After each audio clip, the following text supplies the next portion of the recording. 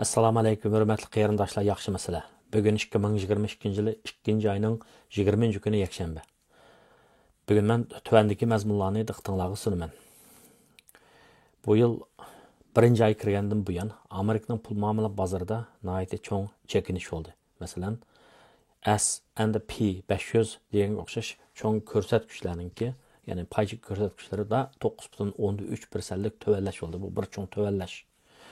Xəbərinizdə bolğandakidək həm yana pul muamele bazarına məbləğ saldırğan kişilər, xüsusilar, şirkətlər, idarə cəmiyyətlər və məbləğçilik şirkətləri olub, bular pul muamele bazarına məbləğ siliş arqılıq bir tərəfdən, məsələn, xüsusilarını ilib etsək, özünün pulunu, məbləğini köpəytişini oylaydı. İdarə cəmiyyətləri həm şundaq, məbləğçilik şirkətləri olubmu, bəzi idarə cəmiyyətlərinin ammavi təşkilatlarının pulunu ilib, bular pul muamele bazarına məbləğ qılıb siliş arqılıq keyin şu idare cemiyettekiler pensiyaga chiqqan vaqtda, shu kishilar pensiyaga chiqqan vaqtda, shularninki pensiya pulini mablag' qilib silib ko'paytib beradigan shunday bir ish bor.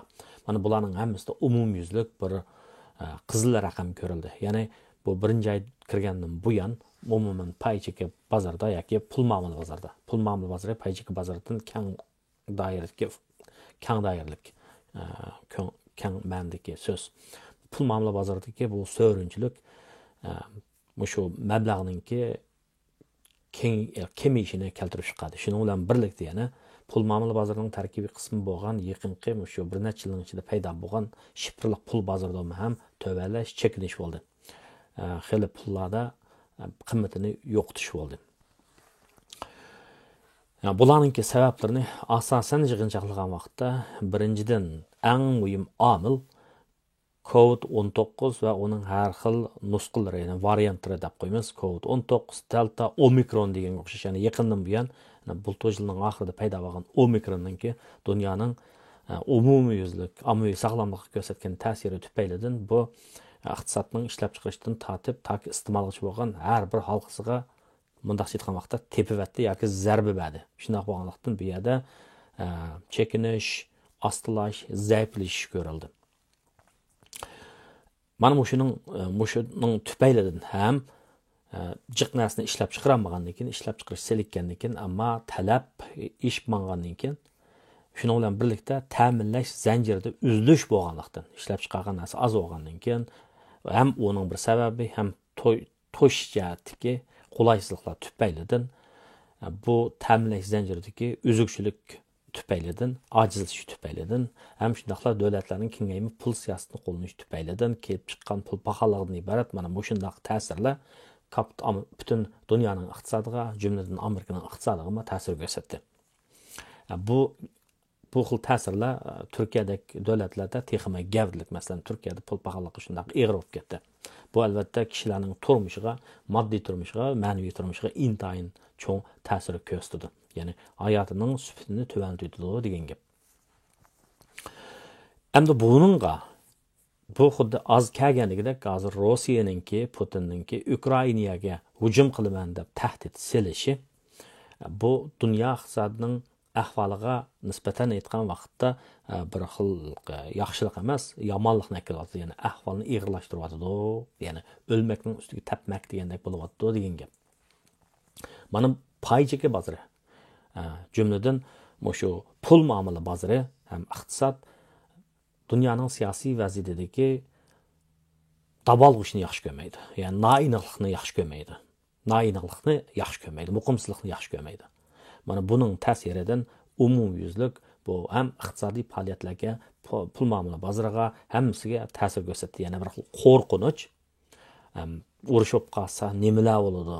Şu urushga qatnashib qolgan davlatlar va ularning aholisining ichidagi qo'rqinish, mablag' soqchilarning ichidagi qo'rqinish degandek bu xil qo'rqinish ham bozorda o'zining ifodasini tepyapti. Shunday bo'lganlikdan nima bo'lyapti desa, masalan, tovarlarning bahosi o'sib ketyapti. Masalan, bug'doy deymiz, to'mir deymiz, alyuminum deymiz.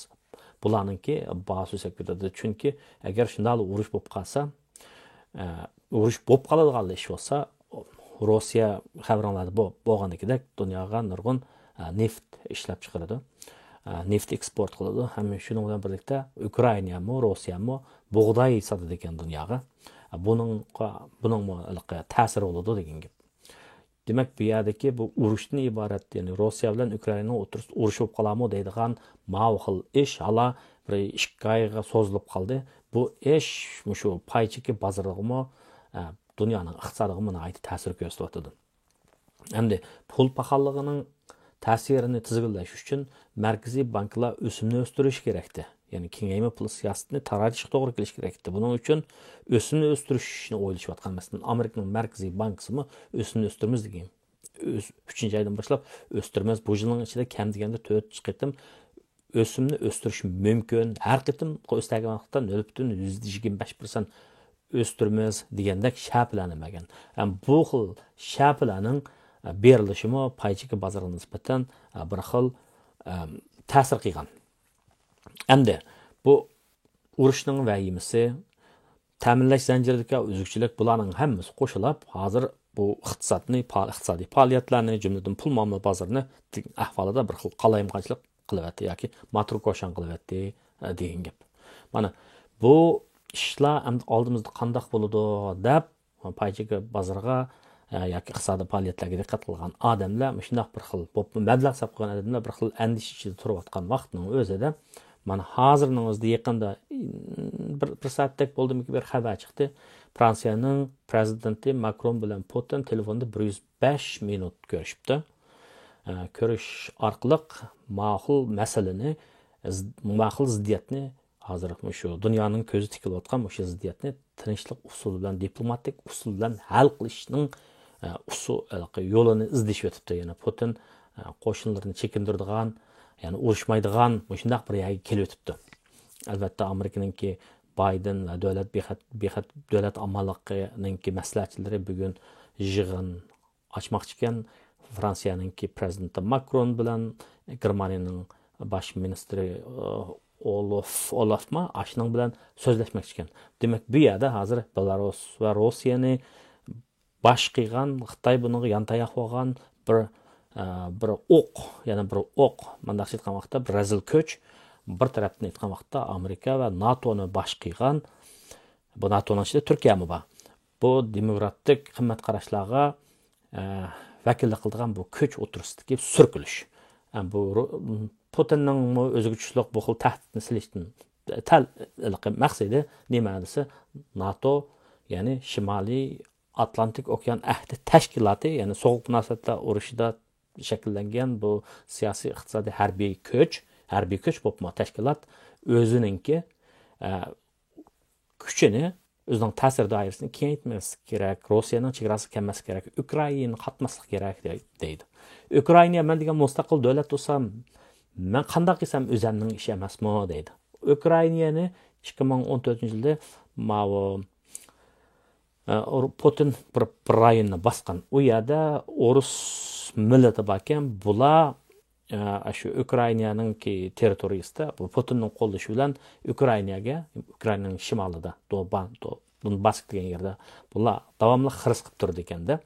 Endi G'arbning Amerikaningki harbiy axborotchilari nima deydi desa, bu Putin o'zining armiyasini Ukrainaning atrofiga kelib, Ukrainaningki chegarasiga to'plab 190 ming odam to'plab bo'ldi. Butun bu urush qilish planini berib bo'ldi. Saqlavdi ma'lum bir paytda. Balkim bu Xitoy bilan buning munosabati yaxshi bo'lgandan keyin olimpik musobaqasi, qishliq olimpik musobaqasi tugagandan keyin bugun tugagandan keyin hujum boshlash mumkin. Mana boshlaydi, boshlaydi deydigan bu shunday holatda. Putin qo'pab, yo'q, urush qilmaymiz degan holatda, ammo hech kim keyni yanmagan. Bir tarafdan urush qilmaymiz deydi, bir tarafdan azroq harbiy ig'vogarchilik qilib berayotgan ahvollar bor ekan. Masalan, hozirgi xabarlardan qaragan vaqtda Ukrainaning shimolidagi Rostillik kishilar Putinning quturtishi bilan Ukrainaninki odamlarga o'q etib qo'ygan ahvollar bo'lgan o'xshaydi. Bir qism odamlar o'lgan o'xshaydi. Ukrainaninki prezidenti askarlarga o'q qaytarmanglar. Bu Ruslar Putin shunday qilish orqali bizga hujum qilishning bir banasini topmoqchi bo'lyapti deydigan shunday bir paranglar hozir bo'lyapti. Ya'ni bu davlatlar o'rtasidagi urush nuqul issiq urushlar emas, ya'ni odam aralashib harbiy qurollarla urushadigan urush emas, ya'ni bu uchur urushi, ya'ni uchurdan qalayimqonlashtirish, burmalash, shunday uchurlar bor. Ham undan sırt yana mavo halaqi to'g'ri yo'l orqali hujum qilgan mushundaq usullar borda, qaymoq turish, eziq turish degandek yolg'onni rost qilib ko'z tutish, har xil yeni raylarni ishlatish. Bu tarixdan buyon bo'lib kelgan, lekin yuqori texniklik bugungi dunyoda bu texma ajoyib rollarni o'ynayotgan gapda. Demak, mayli qandaq bo'lishidan qat'iy nazar, mushu vaqa Ukraina bilan Rossiyaning o'rtasidagi mush ish dunyoning iqtisodiga nihoyat cho'ng bir ta'sir ko'rsatmoqda. Hamda ma'abay xabardan qaragan vaqtda bularning o'rtasidagi ziddiyatning yumishishdan hatto Bayden bilan Putinning ko'rishdimi umid bordek. Amerika hukumati dediki, agar sen shunday hujum qilsang, biz seni iqtisodiy jihatdan alomat jazolaymiz. Ya'ni texnik jihatdan makro o'zakchi, mikro o'zakchini sanoat kerak bo'lgan mikro o'zakchini sana setib bermaymiz, texnik jihatdan embargo yurgizamiz, iqtisodiy jihatdan embargo yurgizamiz. Ya'ni seni pul muomala sistemasidan siqib chiqaramiz. Masalan, SWIFT deydigan bir sistemdan siqib chiqaramiz, xalqaro pul muomala sistemasidan siqib chiqaramiz. Neft energiya jihatdan embargo qo'yamiz deb. Yani ananga davatı da agar shunday bir ishni qilib turasang, sening tadilgan zining manda bo'ldi deb. Hatto Angliyaning bosh ministri Boris Johnson dediki, debdiki, Rossiya 1945-yildan bu yanqi Yevropadagi eng cho'ng urushni qo'zg'amoqchi bo'lyapti, lekin biz buning badini cho'qim to'ltishimiz kerak. Egri besiq bo'lsin, agar unda qilmaydigan bo'lsa, ya'ni NATOni mening chegaramdan yiroq to'g'izinglar deb urush boshlab qolsa, amaliyotda butun NATOni boshlab keladi. Biz bu qitim nima qilmaymiz, yo'l qo'ymaymiz, bu Putinning bu xil boshpashliq yo'l qo'ymaymiz, bizni qo'rqitmaydi. Ukrainani ozroq besib olish mumkin, ammo uzun so'zilgan bu holatda biz iqtisodiy jihatdan, har qaysi jihatdan qisib buni hozirtimiz o'zi mag'lub bo'ladi degan shunday gaplarni. Ya'ni NATOning Amerika qatorliq Angliya qatorliq davlatlarningki qattiq turishi bilan Putin darhol urush qo'zg'ash holatiga o'tmagan bo'lsa-mu, ammo maydondan chekinib ketgani yo'q. Shunga xabarningki atganlik Amerikada prezidentlarningki prezidentning bayram kuni ata paychak bozori eshilmaydi. Urush to'xtim, urush qilmaydigan xabarning taqilishi balkim seshanba kunidagi bo'lgan paychak bozoriga nisbatan yaxshi xabar bo'ladi. Nisbatan mablag' sog'uvchilarningki ko'nglini sal tindirdi. Shuning bilan paychakida kelar hafta azroq ko'tarilish bo'lishi mumkin. Lekin Markaziy bankka 3-oyda yana bir 10 kunlardan keyin 3-oy kirdi, bir haftalardan keyin 3-oy kirdi. 3-oy kirgandan keyin 3-oyda agar shu o'simni o'stirib qolsa, bu iqtisodning ishiga nisbatan biroz manfiy ta'sir bo'ldi. Nimishqa deganda pul xajlaydigan ish biroz azlaydi. Ya'ni pul qazilishning tanlarga ish bitganlikdan ashunday bo'ldi. Shunga mening bu gaplarni deyishimdagi sababi paychaka bozoridagi so'g'chiliklardan bir qism kishilarimiz pul muomala bozoriga mablag' solgan kishilarimiz biroz zerikdi ham andishiga tushib qoldi. Shunga xil ahvollarningki urush vahimasining biroz tuvalishi bilan urushmaydigan bo'lib qolsa, paychaka bozorda biroz ko'tarilish bo'ladi degan gap. Ammo iqtisodshunoslar Amerikaning iqtisodini bu yilning ichida o'sidi, garchi o'sishning nisbati to'varak bo'lsa-mu, o'sidi deyapti. Shunga umid bor qarasak bo'ladi. O'tgan yil Amerikaning iqtisodi 5.7%lik yil o'rta hisob bilan yilga 5.7%lik sur'atdan oshgan. Iqtisodning ishimi shu 40 yildan buyon eng yuqori, ammo pul paxalligining bo'lishi 40 yildan buyon eng yuqori. Shunga bu yerda birisi yaxshi bo'lsa, yana birisi yomon bo'layotgan shunday ish va amaliyotda har ishlar o'zining yo'liroq bo'lsa, yaxshi bo'ladi. Bu iqtisod va dunyo vaziyati to'g'risidagi qo'shimcha bir deb qo'yilgan gap. Endi ikkinchi bir masala shu ko'chmanlik masalasi to'g'risida bir kichkina so'zlab o'tay dedim. Bizning Uyg'urlarimiz bulab muajiratda yashayotgan Uyg'urlarimiz u yerda yashab qilyapti. Ba'zi davlatlar haqiqatan ishchini siqyapti bizning Uyg'urlarning. Masalan, Amerika, Kanadaga o'xshash davlatlarning parlamentlari, davlatlari Xitoylar Uyg'urlarga irqiy qirg'inchilik yurgizdi deb e'lon qildi. Qilgan bilan, lekin bu davlatlar mushad turayotgan Uyg'urlarga bir yeshil kartochka bergan, mushada muqim turadigan bir vizlarni bermayotdi. Buning o'zi bu davlatlarga nisbatan aytganda bir nomus ish. Afg'onlarni oldi, Suriyaliklarni oldi, yana boshqalarni oldi, Uyg'urlarga bultur hech kimga bermayapti deb xabardan qaragan vaqtda, haqiqatan bu nomus bu davlatlarga nisbatan bir nomus qilingan ish. Ham undan sirt yana Uyg'urlar ishinib bo'lgan ba'zi davlatlarmi Uyg'urlarni so'dliqning o'rnida ko'rayotgan shunaqa ishlar odamning g'azabini keltiradigan, umidsizlantiradigan shunaqa bir ishlarni qilyapti. Ham ba'zi davlatlarda yashayotgan noposi jiqroq yoki Uyg'ur jamoati va davlatlarda yashayotgan qarindoshlarimiz har xil shundoq siqilishlarga duch kelayotgan ahvollar bor ekan, qulqinga yetib kelgan. Ya'ni ochgan maktablarni cheklaydigan yoki bo'lmasa ularga bir iqomat bermaydigan, ular ishlayolmaydigan, anandan keyin hatto shopirlik kinchikisini ololmaydigan, kasalgimi ko'rinolmaydigan degandek bir xil qisilish ichida bo'lib qolyotdi bizning Uyg'urlarimiz. Shunga shu har qaysi davlatlarning ko'chmanlar siyosatini bilib turgan yaxshi Kanada hukumati yiliga 1 milliondan ortiq odamni ko'chman qilib olmoqchi. Ba'zi qarindoshlar bularmi ozroq mablag'i bor qarindoshlar iqtisodiylik mablag' solaman deb, oshxonachiman deb ko'chman bo'lishga urinib baqsa bo'ladi. Ba'zi yoshlarimiz o'qish bilan kelib, masalan Kanadaga kelib o'qisa, shu o'qish bittagandan keyin aşağıda mangulik o'ltiraqlish kinchikisini aqli bo'ladi. Anan keyin shu Amerikadami bizniki qarindoshlarimiz shu doktorlik unvoni, doktorlik o'qiyotgan qarindoshlarimizga bir hozir fursat chiqyapti yoki magistrlik o'qiyotganlarga. Ya'ni nima desa, bugun kelgan xabarlarda menga bir og'inam yetkazgan xabardan qaragan vaqtda bu yillik Amerikaning moliya ko'chmanlarga ajratgan vizada bu yillik moliyasida 2021 yili 10-ayning 1-dan 2022 yil 9-30 kunigacha bo'lgan ahvol ostida Amerikada shu xizmat orqali yeşil kartochka olgan odamlarga berilgan san shunda jiqga. Shunga mayil magistrlik unvoni olgan bo'lsin yoki doktorlik unvoni olgan bo'lsin, bu yoki o'qiyotgan bo'lsin, maqoli muhim jurnallarda maqolalarga qarindoshlar mana mushuniga iltimos qilib baqsa, bu alayda e'tibor beradigan bir to'plum deb qarab, Amerikaningki iqtisodiy davlat manfaatiga foydali shaxslar deb qarab, ularga yeşil kartochka beradigan, oilasi bilan yeşil kartochka beradigan shundaq bir gaplar bo'lyapti. Ya'ni EB1, EB2, EB3 deydigan barxil kategoriya bu muhimlik darajasi bo'yicha. Trumpning vaqtida ko'pchilik bilsa, Trump mana ko'chmanlarga nisbatan bir xil dushmanlik pozitsiya tutgan. Trumpning vaqtida Uyg'urlarning bu yerga yerilishini ta'sir qilgan. Bidenning vaqtida yaxshi bo'lib ketgani yo'q.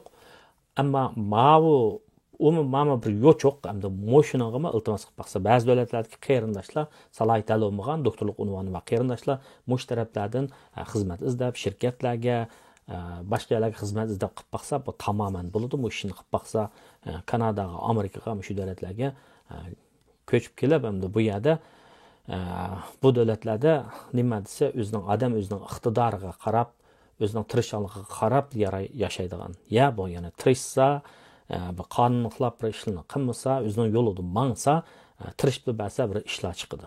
Ba'zi davlatlarda turilib, u yerda turib, kelanmay hamda qisilib, u yerda qo'linib, bu yerda qo'linib, u kinchikni ololmay, bu kinchikni ololmay qilsa, odamning o'zigimi, ro'yigimi besim bo'ladi, ballig'imi besim bo'ladi. Undaq sharoit ostida bir ozod yashash yoki bo'lmasa bir bundaq bir ballarning yaxshi o'qish masalasimi umumyuzlik bir sal nimaga ketib qoladi-da. Nam xo'sh bo'lib qoldi, yaxshi bo'lmay qoladi demakchi. Shunga bu to'g'risida qarindoshlar azroq iznib ko'rsa. Andan keyin shu Uyg'urlarga nisbatan Xitoylar irqiy qirg'inchilik o'tkazgandan buyon bizga vahshiy ahsqilik qilgandan, jinoyat ishlagandan buyon shu bizning Uyg'urlar umumyuzlik hammaylar ma'lum darajada buning ta'siriga uchradik. Ko'nglimiz yerim, qalbimizda g'azab bor, nurg'un ishlar bor, nurg'un murakkab hissiyotlar bor. Ammo bularning ishida yana bir qism qarindoshlarimiz oldiga chiqib, o'zining oilasi uchun, jumladan o'zining Uyg'ur xalqi uchun so'zlab kelyapti. Bular namoyishlarda, mayli shaxsiy kishilik namoyishlar bo'lsin, yoki bo'lmasa u yerga berib Uyg'urlarning dardini anglashda bo'lsin, yoki bo'lmasa yeziq bilan ifodalashda bo'lsin. Har xil jurnallarda, har xil axborot sahnalarida shunday qalam bilan bir kurash qilayotgan qarindoshlarimiz bor. Jumladan bizning Bostonda yashaydigan Shayda Eli ismli singlimizmi Boston Globe dunyoviy gazet shuningda Shayda Elining bir parcha obzorchi maqolasi e'lon qildi. Nihoyat ta'sirli dadasining ahvolini deyish orqali Xitoyning Uyg'urlarga qilayotgan askiliklarini, jinoyatlarini ichib tashladi. Ya'ni mush qalam orqali o'zimizning dardini anglatish ham Xitoyning jinoyatini ichishmi bir nihoyat hozirgi ahvolda bir usul ko'pchilik. Ya'ni jinoyat va odamni bo'lapmi bundaq insoniyatga qarshi jinoyat o'tkazgan guylarni sharmanda qilish kerak. Yani bunga albatta jasorat ketadi. Shahida Eliga o'xshash yosh hamshirlarimiz, inillarimiz bularga jasorat, aql, ya'ni qalamiga kuch, zehniyatiga o'tkirlik tilash bilan bugungi so'zimni oxirlashtiraman. Anandan keyin mana shu Amerikadagi salomatlik sug'urtasi to'g'risida bir qism savollarni so'ragan qarindoshlar bordi. Agar buni qiziqsanglar, anglaymiz, bilpaqayli deb qolsanglar, so'z qoldirsanglar bo'ladi. Bir 3 tak adam qiziqmasa, odatda bir temani to'xtalmayman. Chunki suni singan yoki sap deydi atalarimiz. Unda bo'lsa xayr, ko'pchilik omon bo'linglar. Rahmat.